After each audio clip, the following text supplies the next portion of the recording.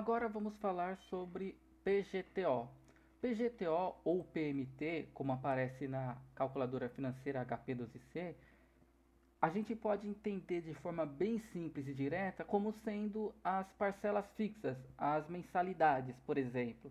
Então, isso seria o PGTO. Exemplo, você compra um carro, financia um veículo, você vai pagar ele em 36 parcelas de 1.500.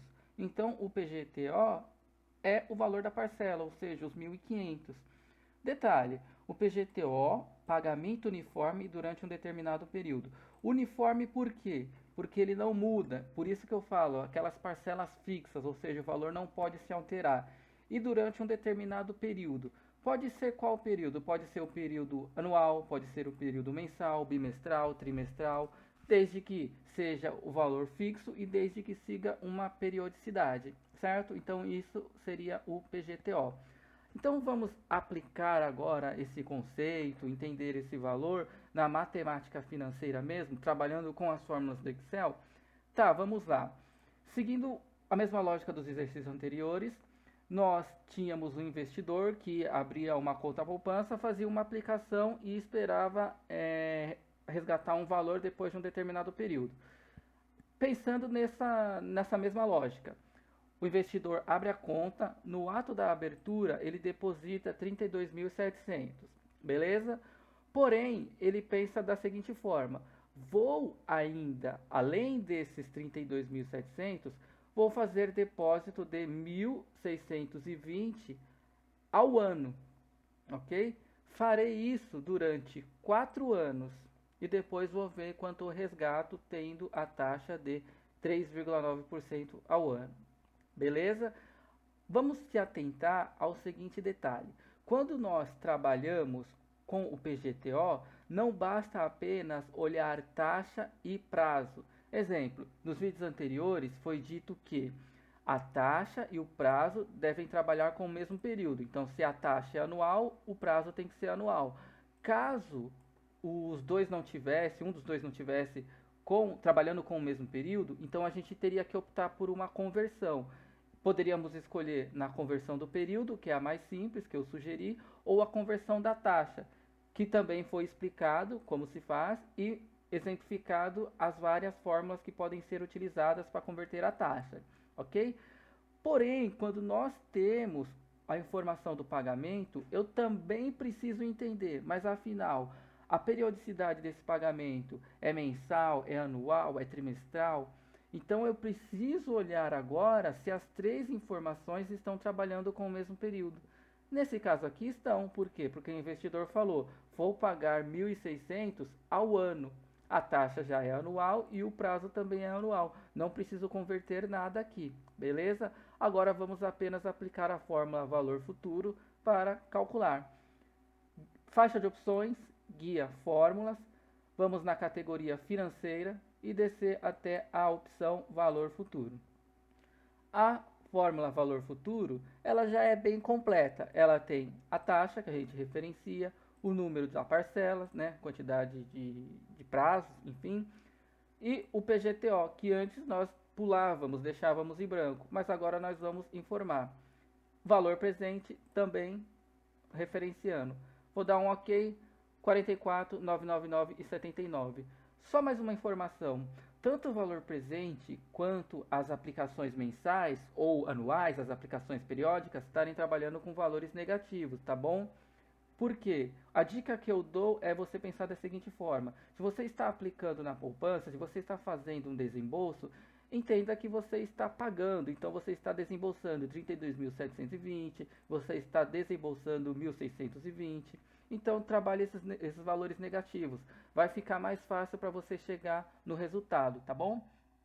Agora que nós encontramos o valor futuro com base em aplicações e taxas anuais, vamos encontrar a taxa mensal com base em aplicações mensais.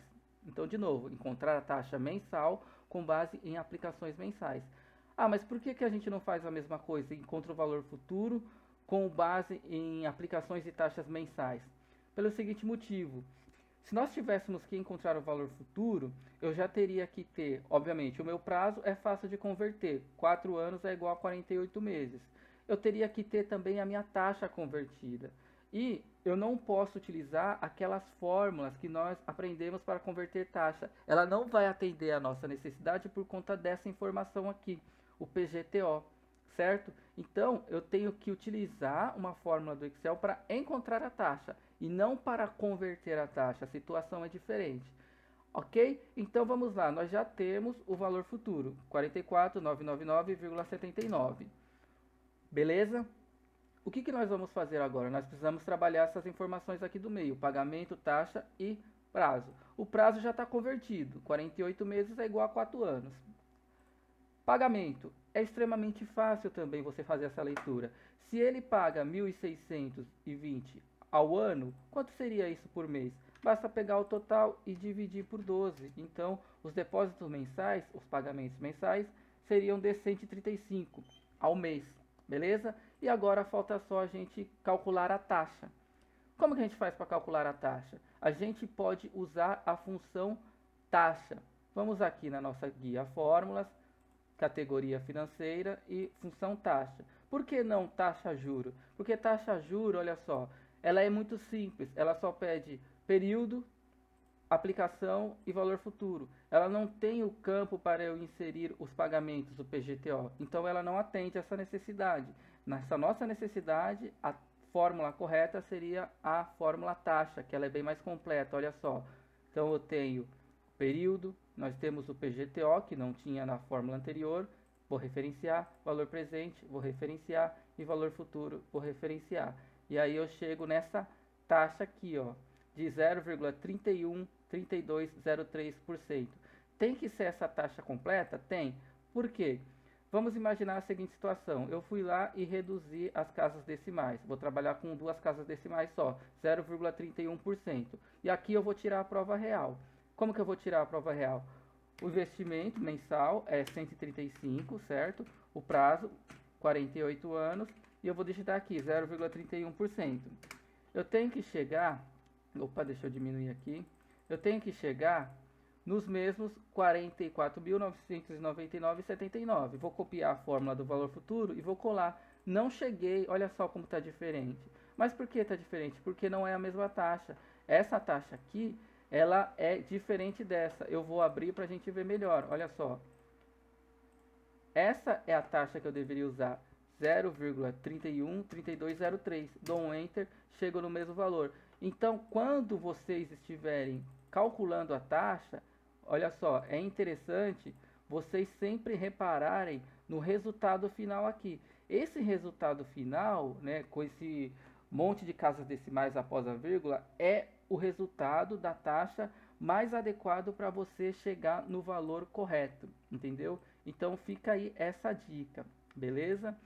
E a última informação que eu estou pedindo aqui é os juros. Nos vídeos anteriores eu ensinei que para a gente calcular os juros, entender o quanto que o investidor ganhou de juros, era só pegar o valor futuro menos a aplicação, não é verdade? Então vamos fazer um teste menos a aplicação para ver se a gente chega no valor correto de juros.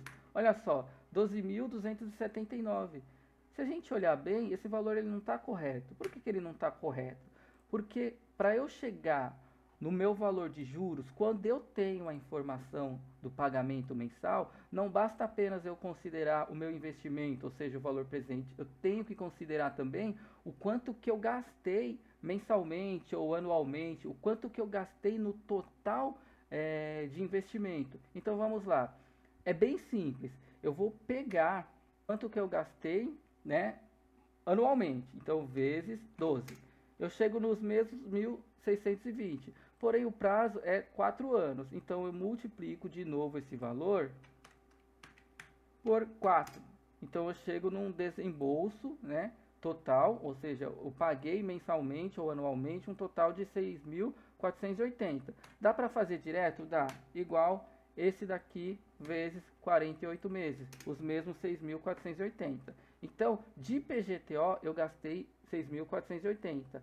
Se eu somar com o meu valor presente, eu chego num total de 39.200 desembolsado. Vamos lá, igual esse valor, valor presente, que foi o que eu desembolsei, menos, abro parênteses, menos o meu PGTO gasto, 39.200. Então, esse valor aqui, 39.200, foi o total que eu gastei fazendo investimentos.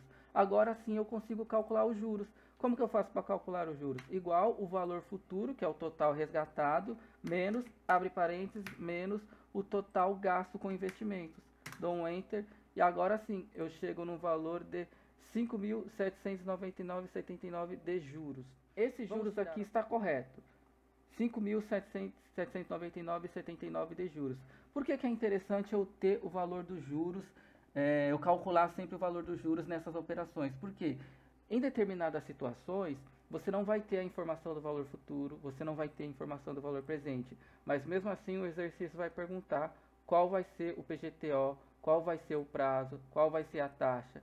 Então a sua base para encontrar o valor presente ou o valor futuro vai ser os juros acumulados, certo? Então fica aí essa dica.